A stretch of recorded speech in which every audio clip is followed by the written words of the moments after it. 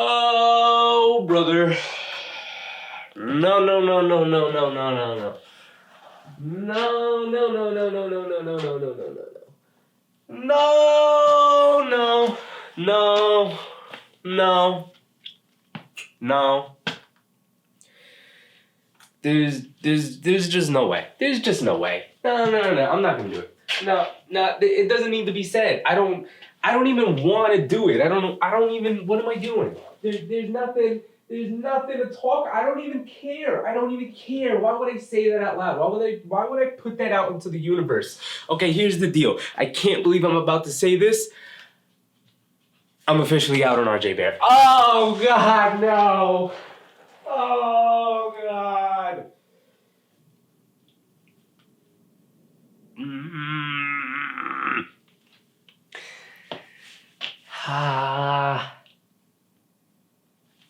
This is painful. It was a lot more painful than I thought it was gonna be. I need to sit down. Where's my seat?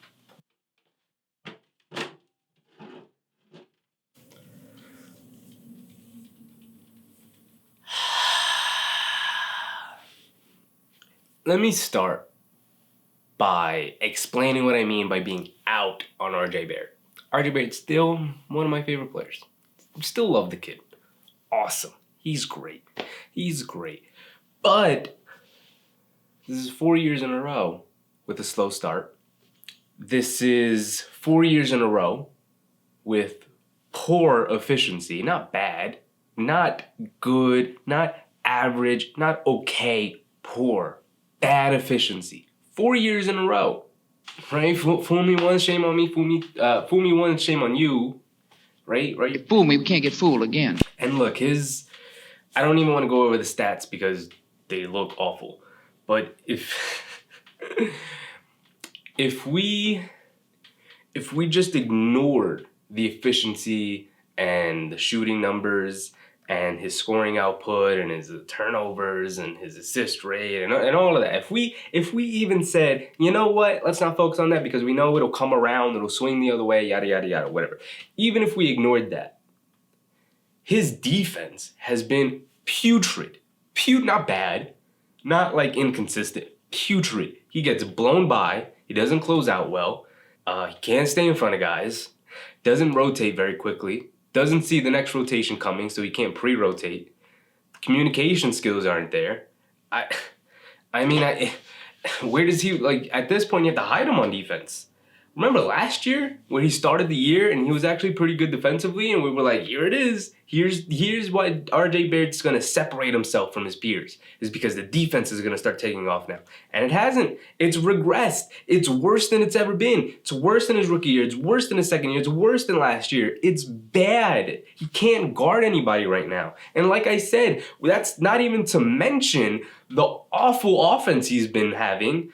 The shot selection, the turnovers, the decision making on his drives, none of it's been good. You can't look at any of it and say there's a silver lining. At least he's making his threes. No, the silver lining is that he's actually making free throws, which is okay, cool. But he's getting to the free throw line less because he's got the ball in his hands less because he can't make a goddamn shot, so we don't want the ball in his hands. So he's being relegated to being like a catch and shoot shooter and attacking closeouts.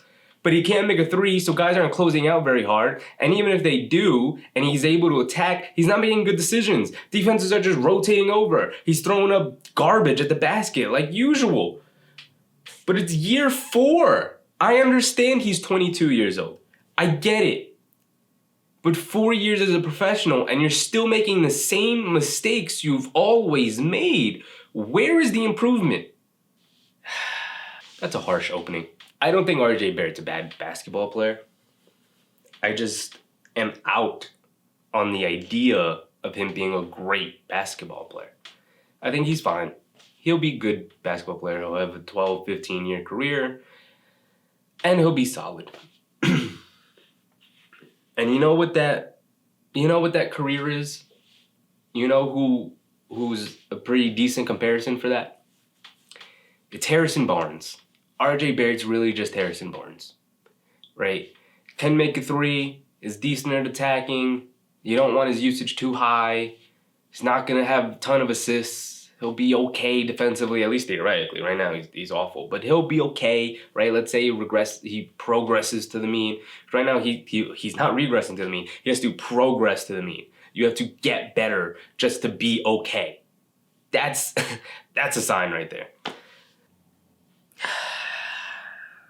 I didn't even grab my mic.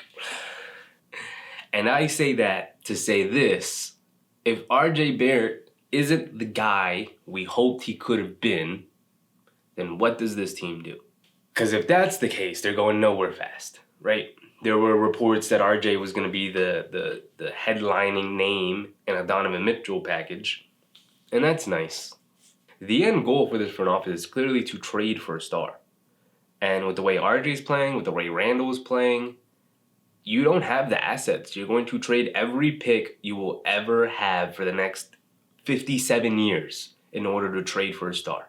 And that's just not the right move for them to make. If this front office was smart, what they would do right now is they trade off Randall. They'd explore trade options for RJ and see if they can get anything really, really good. And they would just tank the season. And I don't mean tank the season as in lose every game you possibly can. I mean tank the season as in trade off Randall and Fournier and Rose, and you just play the young guys. You don't really get anything back in return except for maybe future draft capital, whether it's good or bad or whatever, and you just play the kids. They'll get you 25 to 30 wins, but that's kind of where you want to be. You want to be one of the 5, 6, 7 worst teams in the league. With this draft coming up, that's where you want to be. Because one of those guys will have a higher ceiling than what RJ Barrett has right now. And that's what you need. That's what you ultimately need. Right? You thought RJ Barrett, we all thought, most of us thought, I should say, RJ Barrett could be that guy, that he had that potential. He just needed to realize that potential. And it hasn't come to fruition. So you have to ditch that plan. You rolled the dice on it. Didn't happen. You have to leave that plan. Go on to the next plan, which is you need to find that guy. And whether that trade is going to come for a superstar, I mean, you could look at the players available. It's going to be like Jaylen Brown. Maybe you're banking on Phoenix completely crumbling in the next year or two and Devin Booker being your endgame guy. But the likelihood of that happening is low. So I wouldn't bank on that being my ultimate goal of obtaining Devin Booker, because his deal is still for another like 3 or 4 years. So your only hope is like Jaylen Brown. And you hope another guy develops and comes out of the woodwork kind of the similar way, the way Brunson did. But then again, you're banking on something that doesn't even exist yet. And that's just not a good plan. The plan should be right now, we need to accumulate as many high-valued assets as we can. And the team just isn't doing that right now, right? RJ's value is decreased. Randall's value is decreased to the point where we don't even know what we could we're trying to trade him for Jay Crowder. That's where we are with Randall, which is, I'm on board with that. I'm 100% on board with that. But that's where we were. He was like 8th or something like that in MVP voting, and now we're trying to trade him for Jay Crowder. 34, 35-year-old Jay Crowder. Actually, he's not that old. He's only like 30. That's who we're trying to trade Julius Randle for. And sooner or later, that's where we're going to be with RJ Barrett, because he's going to be a 23, 24-year-old guy who's plateaued as an inefficient bucket getter, inefficiently, who isn't good at reading the defense and can't play defense himself. And that doesn't really have a lot of value around the league. So in short, I'm out on RJ Barrett.